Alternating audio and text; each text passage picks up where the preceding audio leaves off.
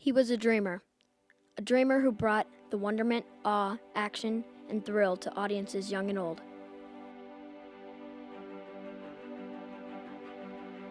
An amateur filmmaker as a child.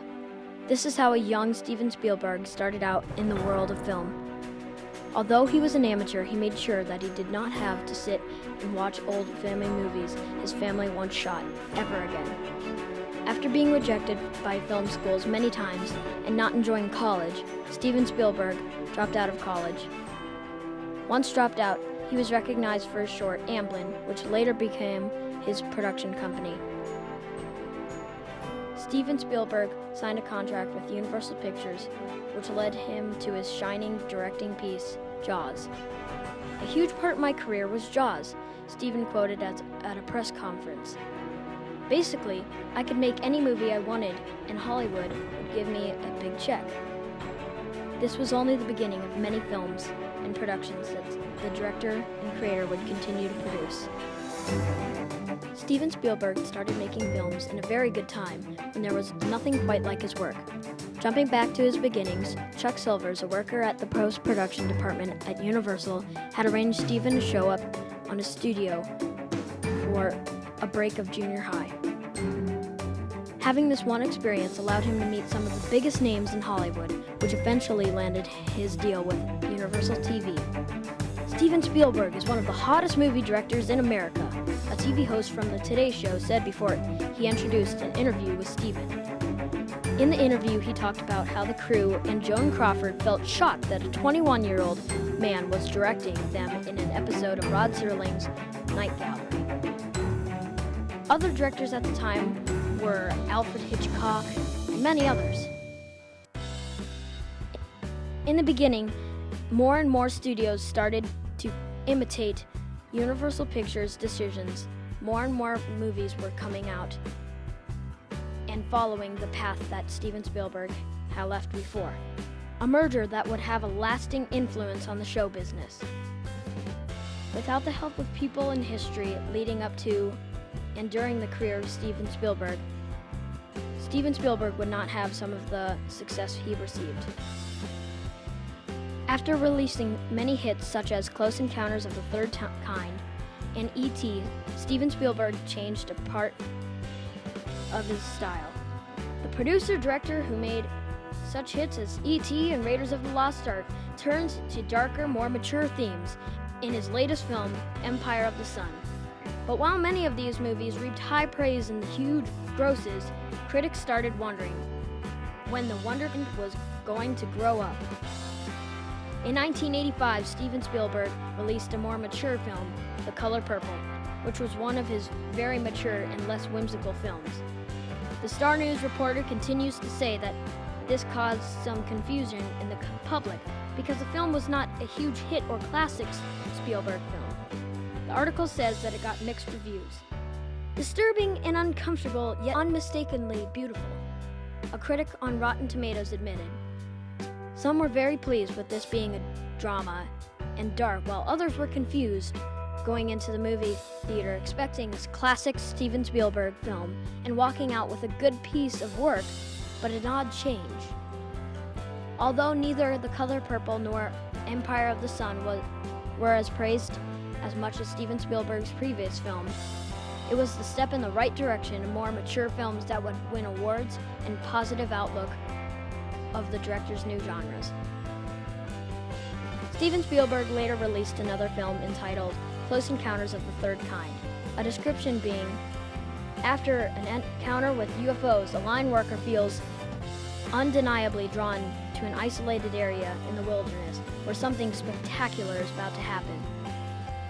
This was unveiled to the public in 1977 after years of work on the project. Steven was only 27 at the time of its release.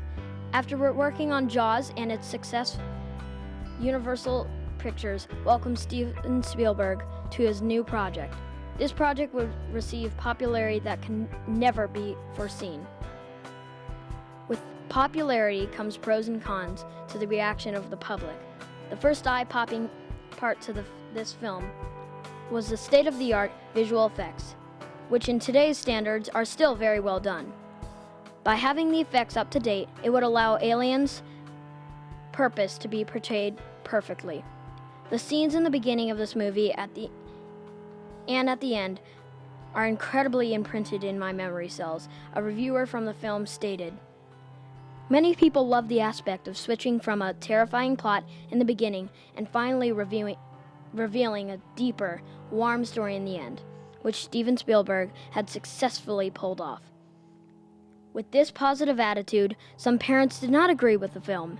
Parents wanted a film that their children could see about aliens to satisfy their interest in aliens, which has spiked because of the curiosity in space. This did not prove to be a family-friendly film because of the intense thematic imaging and use of curse words.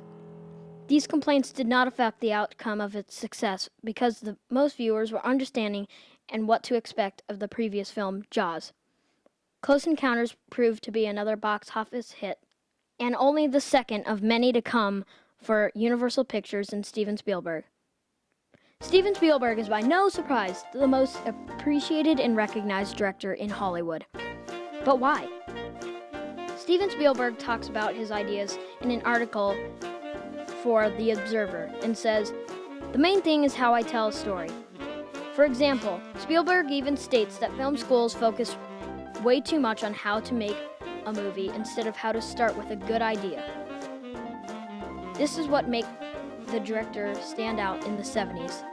Steven Spielberg was the first director to lead many young filmmakers to stardom in his tactics on making a film. This would have a legacy of directors such as J.J. Abrams. Steven Spielberg left a legacy of success for others in the film industry. At the time, the new director, Steven Spielberg, was born into an age that was perfect for the filmmaker he was. In 1969, which was the very beginning of Steven Spielberg's career, was the first time a man stepped foot on the moon, which sparked even more interest than there was ever before in space. Film history of the 1960s, of course, with technology improving every day, the mixture between the new technology and science fiction just added to how spectacular the world viewed Steven Spielberg. Some of these new technologies included the color TV and touch-tone phone, which were both used in Close Encounters of the Third Kind. For advertising purposes, the time Steven Spielberg was welcomed into the film industry was perfect, and it allowed the world to see the skills he could bring. Steven Spielberg was a pioneer in the film industry, and to this day, his legacy still shines on. One 21-year-old man starting in the film industry, leading a whole entire crew, changing film from once a small hobby into an experience that everyone alike could see. To this day, Steven Spielberg will still always continue to surprise audiences with his new innovations and beautiful stories.